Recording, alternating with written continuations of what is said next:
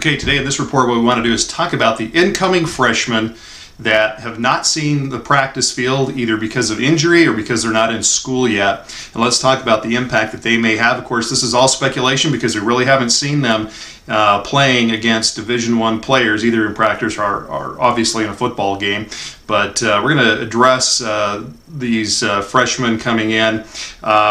Top on the list in my mind is Zach Stout, the middle linebacker from Oaks Christian, coming out of California. He wanted to be here during the spring, but Oaks Christian does not allow their players to graduate early or their students to graduate early, and so he was not able to finish up his classwork and get here. I think secretly the coaches are hoping that Zach Stout can come in and win a starting position at the inside linebacker opposite of Brandon Ogletree.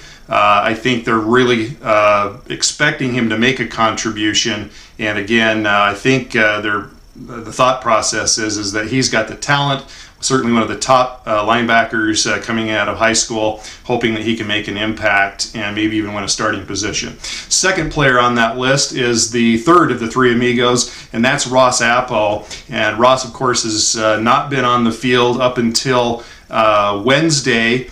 He was cleared. In fact, in practice, in the warm-ups, I looked out there and I thought to myself, who's number 11? And all of a sudden it dawned on me, that's Ross Appo. And he was cleared to get out on the practice field. I don't think the coaches are going to allow him to have any contact. But I'll tell you what, the guy really does pass the eyeball test. And I really think, looking at his athletic ability just out there on the field, again, just speculation, but I think it's going to be really tough for the coaches to keep Ross Appo off the field this year. So we'll see how that works. The other guy, the third guy on the list, I think, to have an impact on the field potentially as an incoming freshman is Drew Phillips, the young man coming in out of Boaz, Alabama. I think he may not break that rotation in terms of a receiver or in the backfield as a running back. Those are the two spots that he's maybe projected at. But I think he could make an impact in the return game, specifically in the kick return game.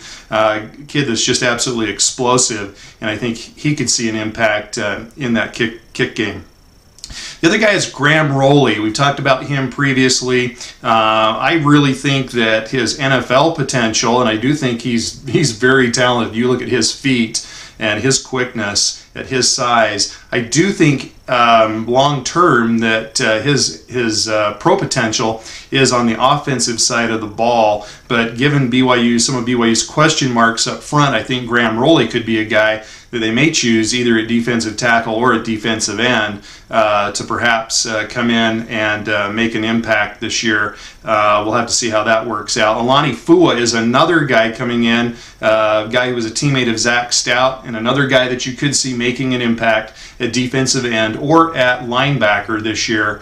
Very talented young man. Austin Jorgensen coming in from North San Pete High School. He signed and then went directly on a mission. He's coming back, and he's a guy at middle linebacker, inside linebacker that you could see in the mix as well. I think he could make a contribution this year. And then there's some real concerns at that safety spot that the Cougars are really trying to solidify.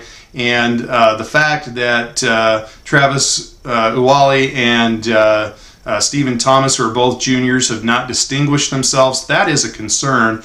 And so two freshmen coming in, Corey Gaines from Georgia, very athletic, along with Jordan Johnson, who's coming in from Massachusetts. And both of these players are good athletes. My only question is it's really difficult coming in as a true freshman and working your way into the starting role. I don't see that happening. They may, and I also have some questions in terms of their physical ability, not from an athletic standpoint, but just from a size standpoint at 5'9", 5'10", 170, 175 pounds, both of these guys, whether or not they can right now physically handle playing safety in that BYU role and being the kind of physical guy that you need to be in that situation. So those are the guys that I see as being potentially making an impact on the field. Guys who are not yet on the practice field, or we haven't seen on the practice field so far this spring.